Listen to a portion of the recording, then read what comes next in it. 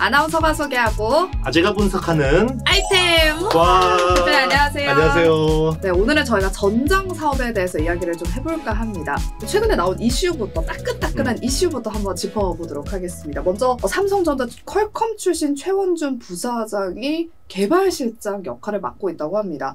최적화를 진두지휘하고 있다고 하는데 일단 이분 네네. 어떤 분인지부터 한번 여쭤보도록 할게요. 퀄컴 출신이죠. 네, 퀄컴 출신이시면 당연히 뭐 스냅드래곤, AP 뭔가 설계를 하던 분이실 거고, 그리고 이제 무선사업부 개발실장이란 자리가 네. 사실상 차기 사업부장으로 가는 길이에요. 개발실장 하고 나서 사업부장 되는 경우가 되게 많았고, 실세네요. 네, 그렇죠. 과거에 고동진 사업부장도 그랬었고, 지금 노태문 사장도 네, 개발실장 출신의 이제 사업부장이죠. 그래서 그만큼 중요한 자리인데, 갤럭시 스마트폰의 문제가 AP라는 거죠. 네, 작년에 GOS 사태도 있었고, 결국 갤럭시 23에는 엑시노스가 빠졌죠. 그래서 퀄컴 스냅드래곤이 100% 적용이 된 거고, 그러면 결국 OS, 오퍼레이팅 시스템, AP, 애플리케이션 프로세서, 하드웨어 시스템에 이르는 이 수직 계열화, 이게 딱 매끈하게 돼야지 최적화가 가능한 거거든요.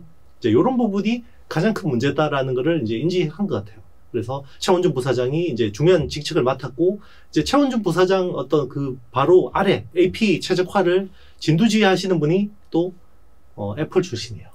애플에서 A 바이오닉 칩 설계하시는 분.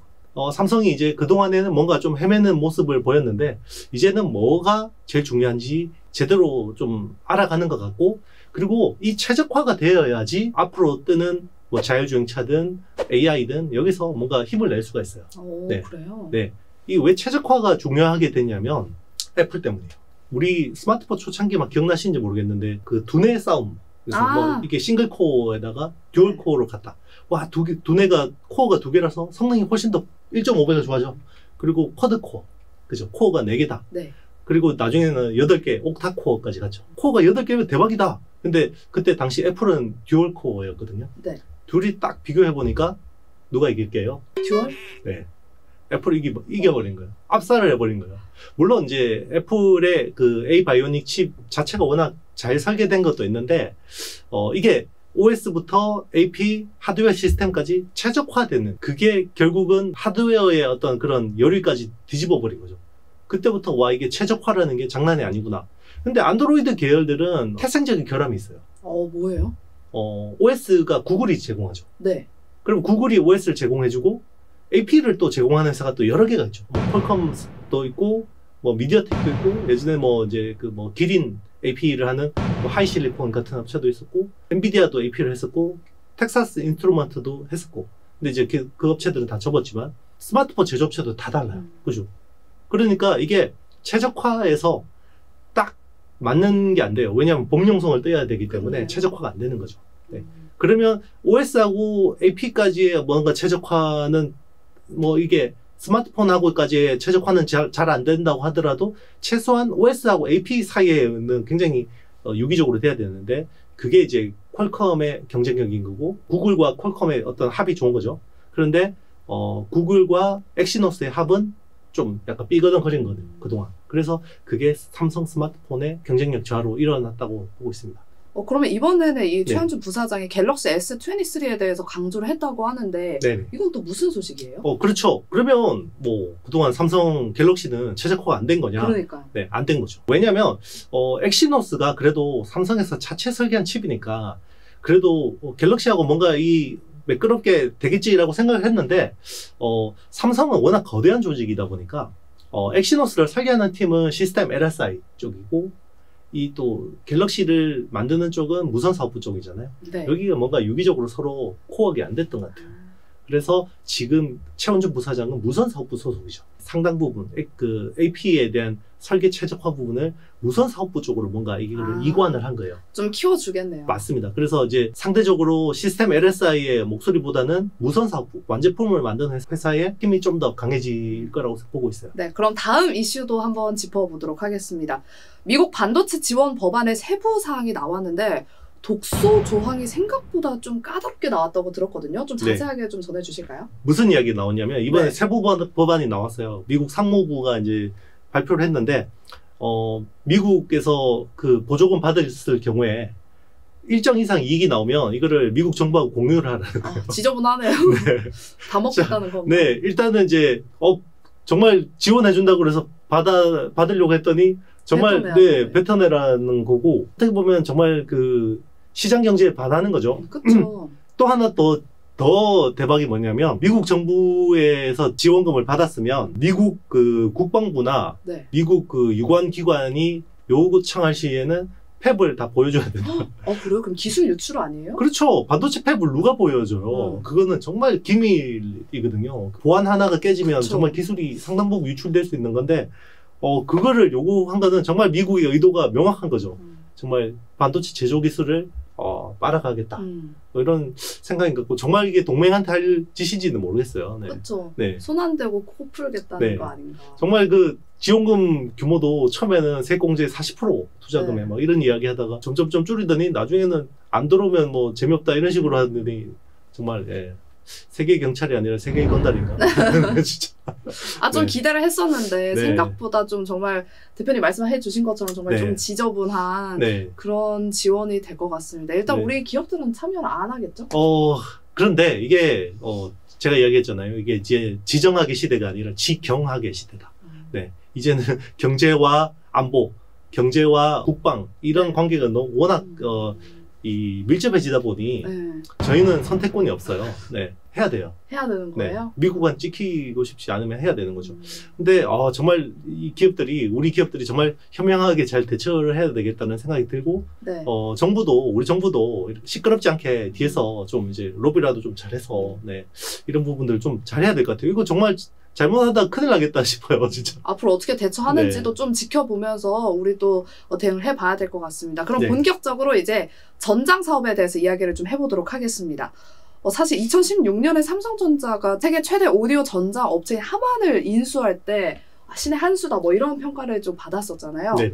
그럼에도 불구하고 삼성전자 그동안 좀 전장 사업에 소극적이었던 이유가 뭐가 있을까요? 네, 우리 그 회장님이 좀 이제 옥고를 치르셨고, 아. 네. 그리고 이제 전장 사업을 같이 하려면 결국 그 기존 어떤 삼성 어떤 사업부하고의 시너지가 나야 되는데, 그쵸. 그런 부분들이 되게 미흡했어요. 미흡했고, 결국 그 하만의 어떤 전장 어떤 기술을 가지고 뭐 디지털 콕핏이니 뭐 이런 것들을 하려면 결국 삼성이 시스템 반도체 쪽을 잘했어야 되거든요. 스마트폰도 결국 삼성이 엑시노스를 직접 했기 때문에 상당 부분 뭔가 치고 나갈 수 있었던 건데, 네. 전장 쪽에서도 당연히 엑시노스 오토가 잘 됐어야지 여기에다가 이제 뭐 하만의 어떤 시스템들을 연결해서 잘 될 수 있었던 부분인데, 이제 그런 것들이 미흡했던 거죠. 네. 또 삼성전자가 미국 AI 반도체 기업의 수주를 받았다는 소식까지 전해졌습니다. 자세한 내용이 좀 궁금해요. 최근에 이제 뭐 좀 수주가 이어지고 있어요. 자동차 쪽 수주도 이어지고 있고, 특히나 이제 좀 주목해 볼 부분이 이제 삼성 파운드리에서 네. 미국 암바렐라라는 회사에 이제 자율주행차 5나노 칩을 수주를 했어요. 요거는 이제 삼성이 이례적으로 또 공개를 했고요. 5나노 공정으로 이제 적용해서 이제 인공지능 성능이 전작 대비해서 20배가 좋아졌다라고 하고 있고, 향후에는 4나노, 뭐 3나노 적용 가능성도 좀 높게 보고 있어요. 그리고 지금 삼성 파운드리 입장에서는 2027년까지 정말 그 모바일 외 매출 비중을 50% 높이는 게 목표거든요. 그러면 대부분 전장에서 많이 해줘야 돼요. 그러니까 자율주행차 쪽, AP 쪽에서 많이 해줘야 되는데, 지금 뭐 테슬라 FSD 칩도 뭐 지금 TSMC로 가니 막 이렇게 불안불안하는 상황에서 그래도 이제 암바렐라 같은 업체들하고 뭔가 손을 잡는 거는 굉장히 고무적인 것 같고, 나중에는 뭐 엔비디아, 모빌아이 이런 회사들도 좀 잘 유치하면 좋을 것 같아요. 네. 이번에 삼성전자 전장 사업에 대한 드라이브를 본격적으로 걸면서 핵심 기업으로 지금 삼성전기가 떠오르고 있거든요. 네. 최근에 우리 주가도 주목받고 있습니다. 삼성전기가 이렇게 주목받고 있는 이유는 무엇일까요? 스마트카가 되면요, 이 자동차 컴퓨터화 되잖아요. 기존에 이제 자동차 기계 부품류보다는 전자 부품들이 많이 들어가거든요. 지금 삼성전기의 메인 사업이 MLCC라는 적측 세라믹 콘덴서잖아요. MLCC가 기존에는 스마트폰이 메인인데 여기 또 전장으로 들어갈 수가 있죠. 그런데 이제 뭐 이쪽 워낙 뭐 일본의 TDK나 무라타 같은 업체들 워낙 잘하기 때문에 이쪽으로 그래도 막 치고 들어갈 수 있는 거고, 그리고 이제 기판, 플립칩 BGA라는 기판 쪽이 서버 쪽으로 진출했기 때문에 전장에도 또 앞으로 많이 써야 되거든요. 지금은 반도체가 굉장히 레거시 공정, 50나노 이런 거에다가 리드 프레임을 해서 막 만드는데, 이제 앞으로 적용될 레벨 3부터 적용될 AP는 굉장히 그 플립칩 BGA 기판을 많이 써야 되거든요. 그런 쪽도 삼성전기가 할 수 있고, 지금 카메라가 또 스마트폰용 카메라인데 이것도 전장용으로 적용될 수 있고, 실제로 테슬라 쪽에 꽤 많은 수주를 받았죠. 네. 이제 그런 것들 덕분에 이제 삼성전기가 또 중요한 파트너를 할 수밖에 없는 거죠. 그러면 삼성전자가 전장 사업에 뛰어들면서 또 우리나라 국내 증시 보면 한국 수혜주 찾기 열풍이 불잖아요. 네네. 삼성전기가 가장 큰 수혜주일까요? 아니면 뭐 다른 수혜주가 좀 있을까요? 일단 이제 이게 얼마나 수혜를 받느냐보다는 네. 요즘에는 좀 이제 수급이 중요하잖아요. 수급. 네, 1월은 로봇, 2월은 AI. 그쵸. 네. 맞아. 그리고 로봇이 안 죽고 있죠. 이제 3월은 뭐가 네, 될까요? 그렇죠. 그러니까 이게 보면 기관이나 외국인 수급에서 기대할 거는 크게 없으니까 지금 개인 수급들 쏠림 쪽으로 많이 주가가 움직이는데, 아무래도 전장 쪽도 좀 가벼운 규모의 시총 이런 회사들이 좀 주목받는 것 같아요. 그게 대표적으로 이제 뭐 칩셋 미디어 같은 네, 그런 회사들이 최근에 이제 이 회사는 실제로 그 자동차용 그 IP, 그러니까 자동차용 칩을 설계하는데 IP를 많이 납품하거든요. 그래서 꽤 제가 알기로는 NXP 그 세계 2위 차량 반도체 업체인데 그쪽 매출 비중은 꽤 높은 걸로 알고 있어요. 한때는 뭐 단위 고객 비중으로는 NXP가 제일 높은 뭐 그런 비중을 차지하기도 했었거든요. 그런 회사들이 앞으로 좀 더 좀 유망하게 부각될 것 같아요. 트레이딩 관점에서는 수급이 붙은 거래량이 좀 터진 기업들을 한번 유념해서 보시면 좋을 것 같습니다. 네, 그러면 이번에 오랜만에 구독자의 질문 댓글을 주셨는데 제가 좀 읽어보도록 할게요.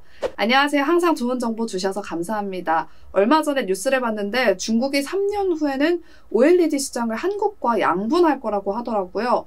심지어는 한국에서 OLED 기술을 개발할 연구소까지 세운다고 하던데, 이렇게 되면 LCD 시장처럼 또 중국에 뺏기지 않을까요? 우리나라와 중국의 기술 격차는 얼마나 되는지 궁금합니다.